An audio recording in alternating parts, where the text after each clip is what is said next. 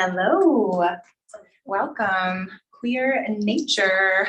I just want to say it all the time. Like, it's just like the perfect combination of words for me and poetry. I'm going to read the poem in the book. And I'm Tara Burke. I know she just introduced me, but she said to say it, so I'm going to. I'm going to read the poem in the book, and then another poem that, surprisingly, looking back on some of the work I'm doing now, kind of intersects with this poem that I wrote, I think in 2015. And usually I'm writing a lot about, like, for years I wrote a lot about like bodies very specifically, and queer bodies and lesbian bodies and sex. And I just kind of went there all the time. That was my favorite thing to do. These are a little bit more like family and home, and exploring like, I think my big question lately is like, how does queerness move through me? As I seek and try to understand like what home means. And so this poem is called Home. And it was after moving from Virginia to New Mexico. Hey y'all online. And now I am here where I do not know the land. During daily walks, thousands of tiny grasshoppers jump and scatter, some into the space between my foot and its sandal. I walk on, feel the sticky smash and crunch between skin and cork. At dawn, I let out the dogs, and as they piss on strange, stubby desert trees, families of prairie dogs panic. Herds of them huddle on desert dust mounds, their barks surprising, their fear of us on their once deserted land, stark and open-mouthed. I stumble forward. The leashes pull me into the orange sky. Sharp, high desert plants and seeds stick to my skin. Needles and thistles scratch my toes. One of many habits I didn't know my body adapted, the ease of East Coast flip-flops for any errand. Locals say wear boots, watch for rattlers. I haven't seen one yet, so I pretend I am not afraid. I do see my first black widow, and then a second, and know my girlfriend played with tarantulas in her backyard like many kids here, rode stubborn horses bareback before she could fix her own meal.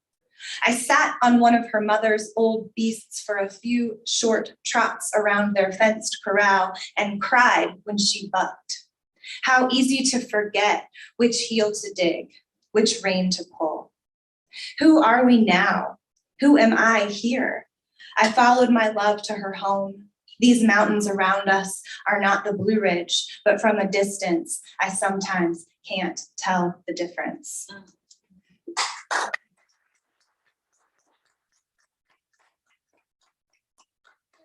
We're like in the Blue Ridge in North Carolina, and I'm referring to the northern kind of aspects of the Blue Ridge Mountains near Shenandoah Valley, Paris, Virginia. And I grew up on Blue Ridge Mountain Road. So when I'm here, there's also this kind of dissonance. I was here a few weeks ago and now I'm back again. And so this poem also mentions Blue Ridge Mountain Road, and not this Blue Ridge, but that Blue Ridge. But isn't it the same? What on earth? When I look for me, I am here. Tree line, Blue Ridge Mountain Road. I miss my home. I miss our mountain. We could have had so much, table dinners and conversations and my parents, their bodies, our bodies, something else.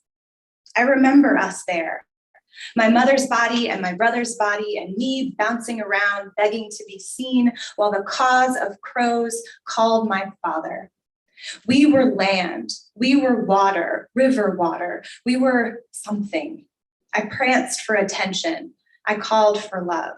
I called the clear water between us. We hid, we clawed, we avoided each other by never letting up. We came. We layered, we on-topped, we stomped on the upstairs floor so whoever was in the basement felt the rumble above and knew it was time for dinner or trouble. We came. We turned away, we turned on the TV and ate. We turned toward windows, we kept them clear, no curtains, but the sounds, us and around us. We were dusty, all country basket decor, alive and woven together, strange and loud and always at the ready. Some of us half dead, some of us begged, some of us stood and performed happy. I tried to find the right into. I tested. I loved into. I pushed. I pressed. I put myself on stage until, go outside, Tara, go play. And away I'd go, toes in mud and grass in the creek with my brother, us out there alone. But the ghosts and bears we felt, everything lurked. I popped him in the cheek with branches, held them back until he got close, then held him close when he screamed. I pushed until I popped through to flesh, ground meat under cellophane, whatever my mother told me to check on my face, picking in the dark as they snored separate on beds and couches in front of the light of the fridge, my fingers under the Tupperware lid, pressing into leftovers, my paw pushing through slips of tree bark. These days, I feel a little feral in my regular pants and shoes, on walks with my normal colleagues from normal homes. I run out of nice talk and find dead things to pause over. My body, again, a girl, her hunger, a curiosity, unsatiated. Bones in the gaping holes of trees, half raccoon skulls, blood and fur still fresh. I stare. Take photos, test, and press my fingers against the little soulless teeth. At once, I am on a Richmond street, and I am also on Blue Ridge Mountain Road, talking to myself in the woods. We were alone out there. All we could eat, we ate. I wanted to be touched. So much I want. My feet on bark and bramble to go back. We were up there together and alone. I waited, and it's too late. I still try to quiet down now. I hear them say it. Quit, quiet, Teare, quit it. Who am I kidding, though? We were wild. You could hear us a mile. Thank you.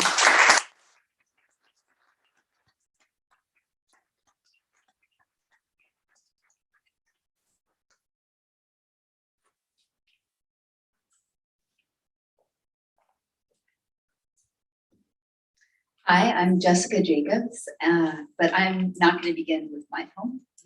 Thank you all for being here, and hi, imaginary friends, which is how I think of people on Zoom.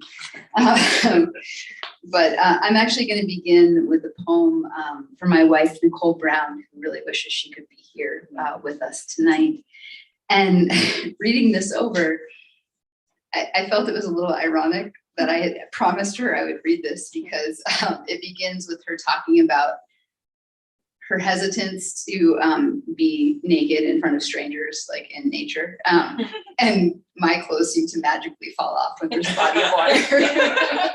So I'm hoping that reading this will help me see her perspective. Self-portrait as land snail. Don't get me wrong. I'm a modest girl.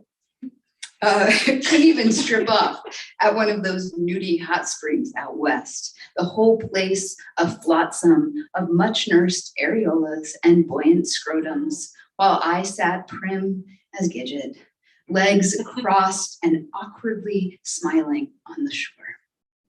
It's just that the snail is onto something. Neither boy nor girl, but both. The critter is nearly mythic. A true hermaphrodite that all alone will go to its own kind of cryobank and baste itself. Make a new batch of not so bouncies in thin, flea-sized shells. Or, better, with another intersex other, it will take aim, flex back its bow, shoot a dart, then wait to be impaled in return. I couldn't make this shit up if I tried. This is no metaphor, but scientific fact. A tellum amoris, literally a weapon of love. A James Bond-worthy arrow equipped with 4 blades spiked with all the dirty talk a snail could want. Cupid's got nothing on this mollusk congress, and because you know how snails go, the foreplay is slow. Slow, slow, slow. my kind of sex, going on and on until the hussy who first received that dart has enough and rises to fire back.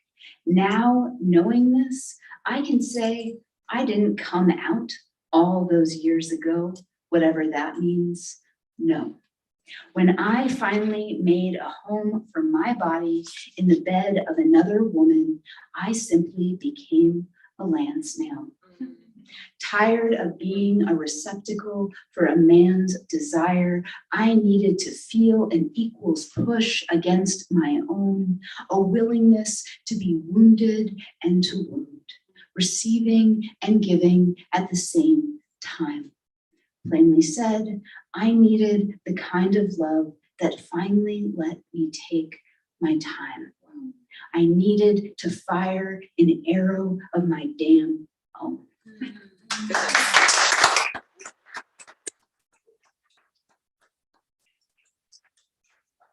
really happy I married you.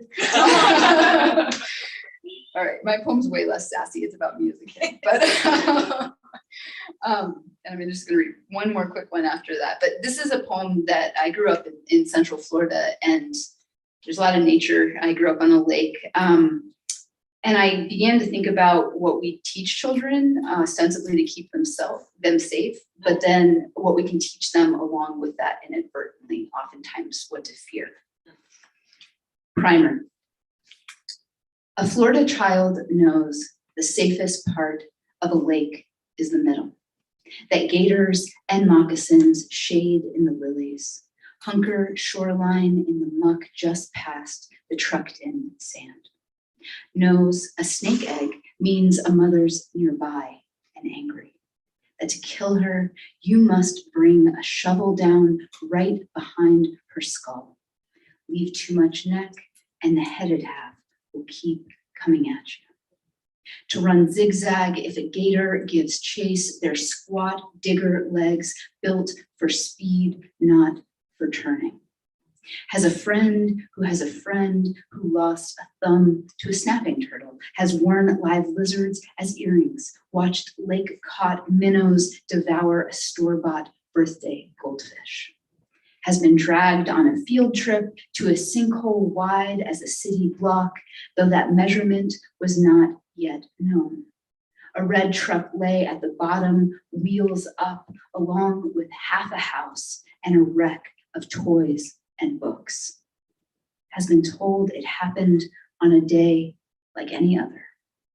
Has gone home to tread water at the lake's calming center, cool streamers of springs fluttering her thighs, the sun a constant, the sucking sound of a bath plug pulled her imagination.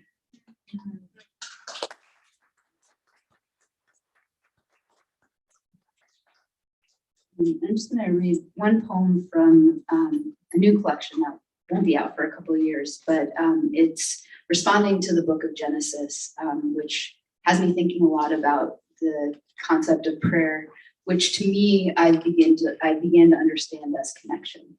And I really want to thank Christine Stroud and Autumn House, because this makes me feel connected.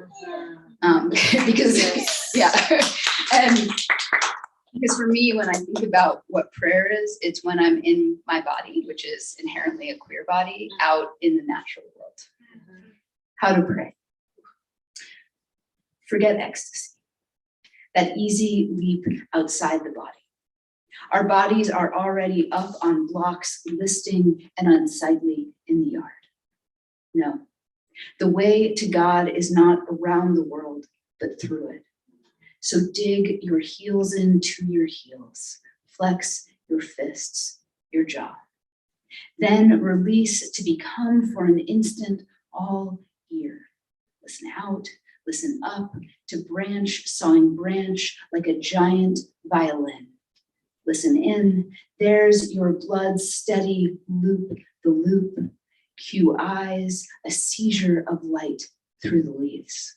And tongue, slick of iron from a nicked gum, and once again, your 5.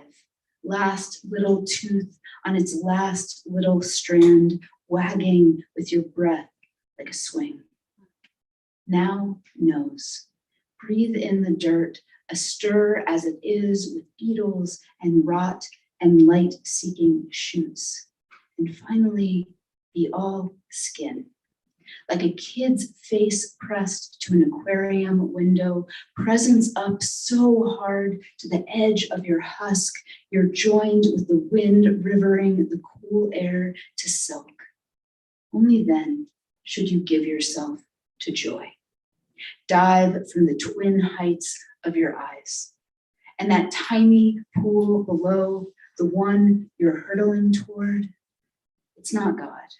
Well, not exactly. It's you. One breath deeper than you've ever been. One breath closer to the heated, heedful world. Thank you.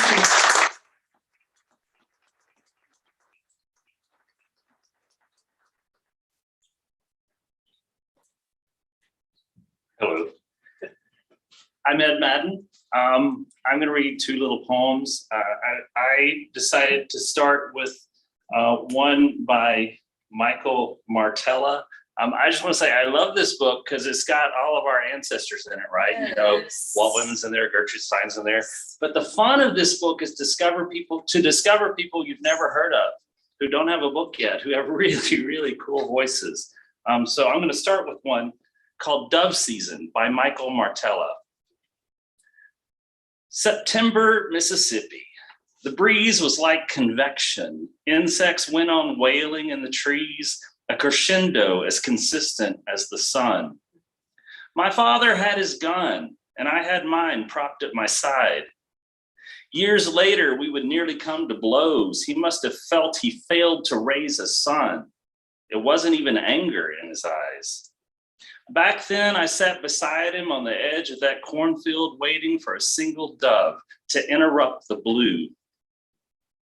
And when at last it came, the bird dipped down and landed on a mound of dirt 20 feet from us. My father leaned my way and whispered, "Be a man and pull the trigger." So I brought the gun up quickly, clicked the safety, fired into the ground. Once the dust and smoke had cleared away, there was nothing left but a glaring hole neither one of us could name. I love that poem. Part of it, my last book arc was about taking care of my dad when he was dying of cancer. And so I think these poems about fathers and sons from the South felt particularly resonant to me. I do want to go ahead and say, too, that I have another book coming out in March called A Puka in Arkansas from the WordWorks Press. It won the Hillary Tam Capital Prize collection thing. And a puka is an Irish shapeshifter. It will abduct you if you're out on the road alone at night. It will do your chores for you as long as you don't ask it to do so. It will tell you stories, some of which may be true. And I just thought growing up as a weird little queer kid in a fundamentalist family in rural Arkansas, number one, what else are you but a shapeshifter? But number two, don't you just want to be abducted while you're out on the road at night? So I'm going to read this poem. It's called Viscous. I am delighted that the editor, Michael Walsh, called it a filthy little poem in his introduction. So viscous. You find it after summer rains, amoebic sores of yellow and orange on rolled bales of hay, slime molds climbing the mounds of dead pasture. Being a boy, being 8 or 10, you call it monkey vomit. Being a boy and older than him, you dare your brother to touch the stuff. Touch it. It doesn't quiver. You think it should. It glistens and spreads, it waits, it palms the hay, caresses the moist rot. Why are you afraid? It will dry to a crust, fade to stain, disintegrate in a dust of dry spore, like the semen on your lover's body, viscous, glistening, briefly alive. Is it 1988? And if he were positive? It's 1998. He is not your brother. You touch the crust on slope of belly, thin crust like sugar, taste like salt. Scrape it off. Wonder, is it yours or his? Thank you.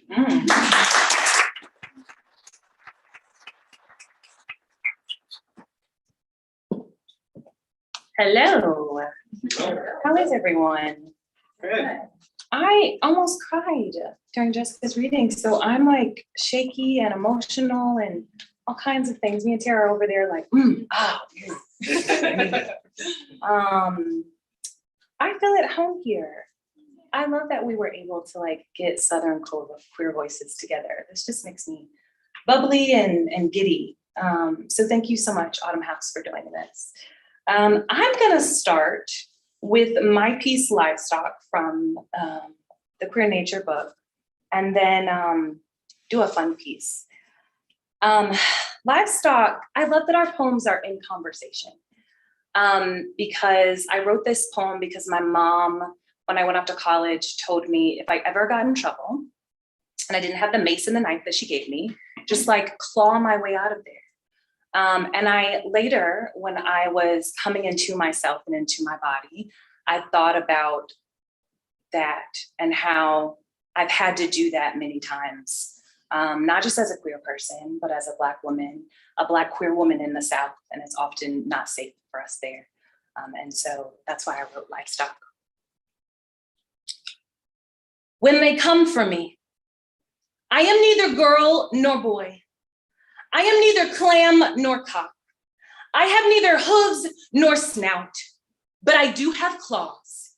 I can grunt and growl and show my teeth. I do not need wings to create a windstorm. I do not need talons to break skin. I can snarl and scrape and unhinge my jaw to fit a head twice the size of mine inside. I can be razor-backed and spiked edge when he tries to skin me, to unscale my silvery back, debone my brazen hen hide. I will be foul-mouthed and crooked-necked. I will be the chicken head they thought me to be if it will save my life. When he comes for me, I will remember the coup, how they gathered the foul girl up by the feet with warm hands and cooing, how her brown hung low when they entered her into the guillotine and severed her head, how they plucked her body until she was bare. I will remember the blood and what happens when they want to make you food.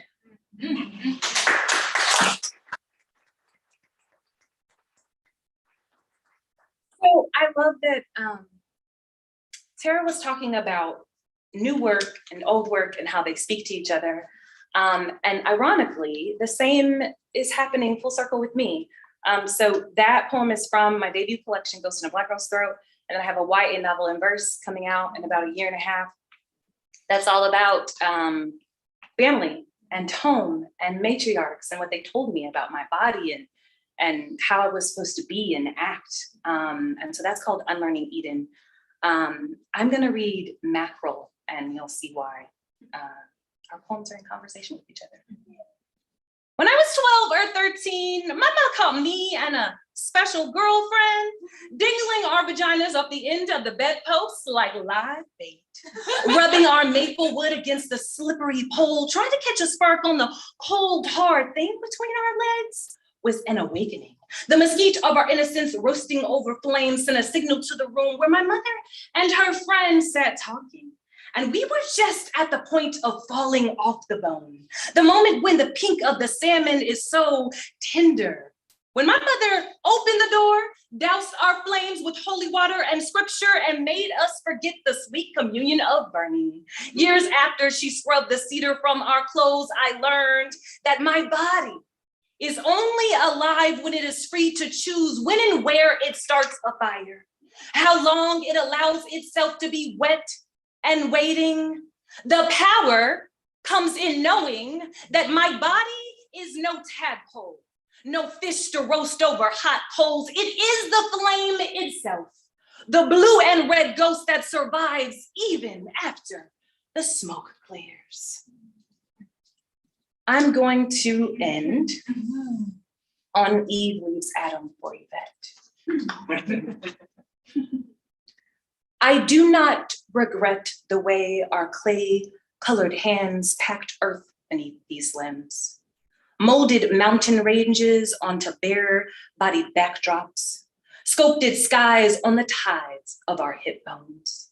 The way the dust rose as we breathed, our outlines coming to life in the chalky air. I do not regret the creation nor the taste of you. I only regret my willingness to devour, the way you dangled ripe and brimming with juice, the last red indulgence, one invitation to nibble your skin, and I gave in. The way I bit fruitful flesh, peeling back the evil to get to the good. Here, now, when I daydream, all I see are weeping willows and nakedness.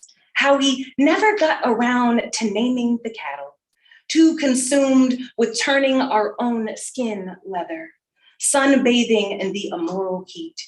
How our idle bodies made the so-called sin so easy. Thank you so much.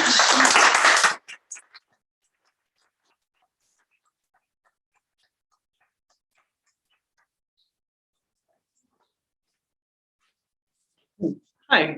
Hi. Double hi.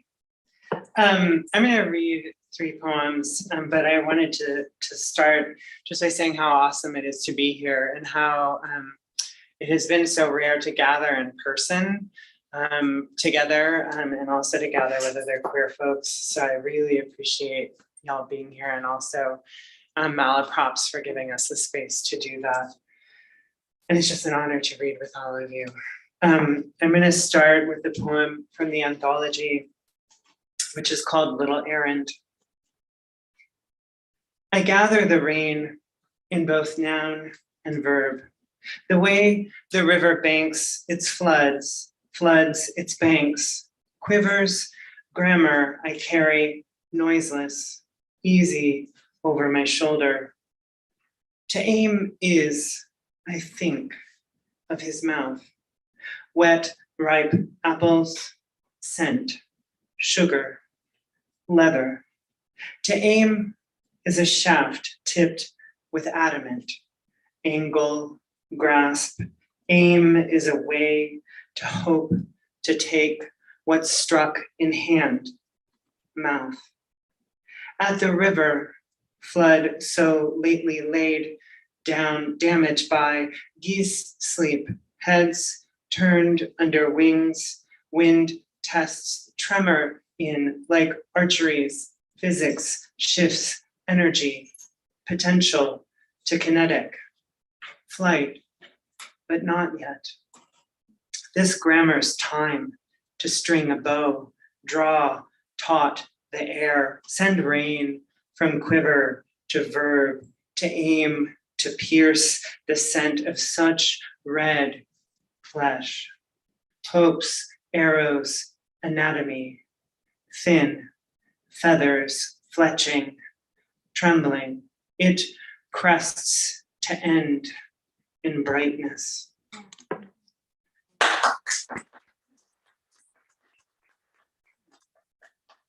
And I am going to read this, as my students like to say, iconic poem by Eileen Miles. It is untitled, and it is just a poem that whose fierceness moves me and is funny and hot all at once.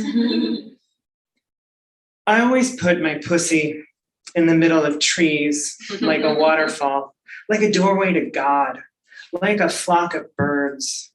I always put my lover's cunt on the crest of a wave, like a flag that I can pledge my allegiance to. This is my country. Here, when we're alone in public, my lover's pussy is a badge, is a nightstick, is a helmet, is a deer's face, is a handful of flowers, is a waterfall, is a river of blood, is a Bible, is a hurricane, is a soothsayer. My lover's pussy is a battle cry, is a prayer, is lunch, is wealthy, is happy, is on TV, has a sense of humor, has a career, has a cup of coffee, goes to work, meditates, is always alone, knows my face, knows my tongue, knows my hands, is an alarmist, has lousy manners, knows her mind. I always put my pussy in the middle of trees, like a waterfall, a piece of jewelry that I wear on my chest, like a badge in America, so my lover and I can be safe.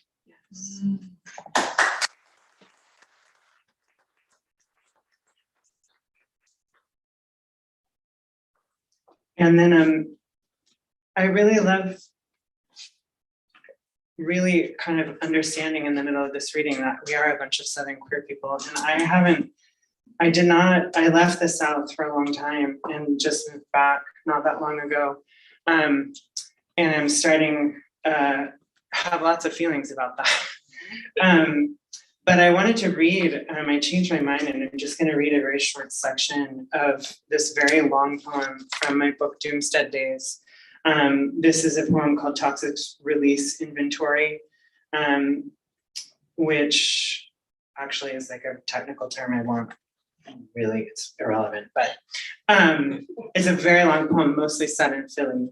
But one of the things I love about long poems is there's room for digression and going into memory and sort of unexpected places. And one of the places I ended up was my childhood home, really unexpectedly. What is the feeling that sends me walking out of my childhood into the pines behind it until grass rises above my head, field a world more of things than facts, and sunset touches the ceiling of seeds I hide under? What is it I feel as I walk back to the tight knot each night ties around the house? Let the image be my answer, I write. Let the image answer me. When I clear the pines, I stand just outside the scant light the house casts off. Its steady edge is the limit between my body's flesh and the world's. The limit is learned, and gender teaches us where to put it if race doesn't. White queer boy, I marry the world. Because as a child pressing against it, I feel no limits to flesh, just the crush of pine needles and sticky resin, the white commonplace of feeling safe I seek out when safety fails me inside. Even then, I can accept the violence that arises from being a mammal, our bloody given bodies of glands and hormones, our lust and fucking, the ways we change as we age and die. But I hate what happens inside the house, the hierarchies and made fake limits of family life, endorsed by Christ and paddle, the petty moral legalese peddled by people who try to shame my love for the flesh of the world whose flesh I share. That is why I walk out of everywhere.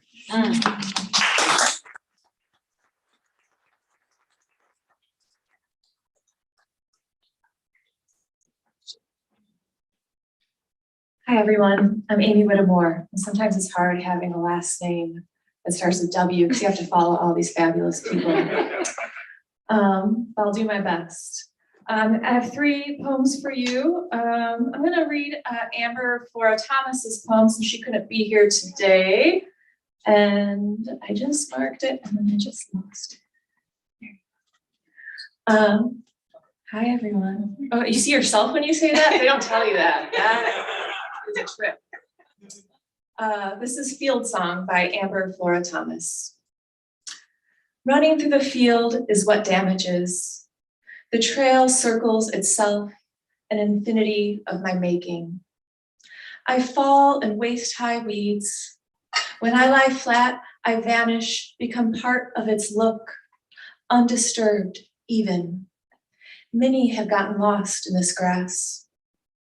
I stretch my hands into velvet reeds, small multitudes rush across my palms.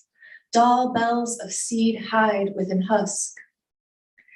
In the low places wind wheezes, the sound of a feather, singular, separate from its body and held beside the ear. To dusk, I announce nothing, not this trampling or the beat of sun that bleaches some strands. Like unwanted touching, this won't vanish easily. Behind me are winged spaces, a whole stream of wild wheat kicked and clawed over.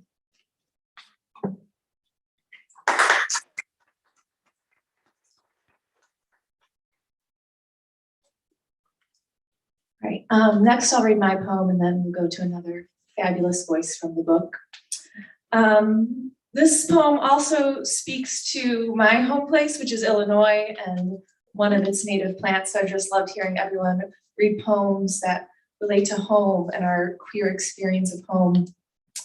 So this is a bit of love poem to a bush called Juneberry, although it has other names, as you'll soon find out. Juneberry. Though others name you shadbush, shadblow, saskatoon, and sugar plum, you're always June to me. Your bruise-hued fruits fuse blueberry and apple, cherry and pear. I planted you, watered you, watched your orange flames flicker in autumn, your snowy blossoms flash in spring. You torch, fan dancer, branches smooth as sanded glass. On each rare visit, I note your growth.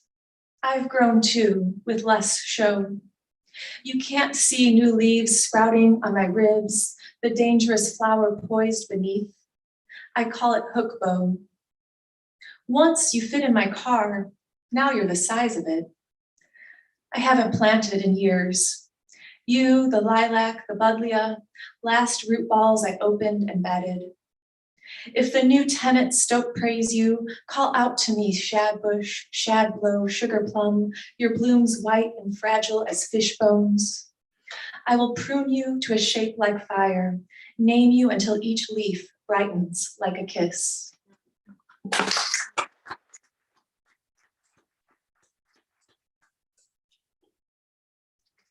And because this is really, if you buy this book, you're just buying a book of crushes, future crushes. So one of my poet crushes is Meg Day, and yeah, you know. And this is her poem, Once All the Hounds Had Been Called Home. When the grapevine had thinned but not broken, and the worst was yet to come of winter snow, I tracked my treed heart to the high boughs of a quaking aspen and shot it down. If love comes fast, let her be a bullet and not a barking dog. Let my heart say, as that trigger's pulled, are all wonders small? Otherwise, let love be a woman of gunpowder and lead. Let her arrive a brass angel, a dark powdered comet whose mercy is dense as the fishing sinker that pulleys the moon, even when it is heavy with milk. I shot my heart and turned myself in to wild kindness, left the road to my coffin that seemed also to include my carrying it, and walked back along the trampled brush I remembered only as a blur of hot breath and a howling in my chest. Thank you.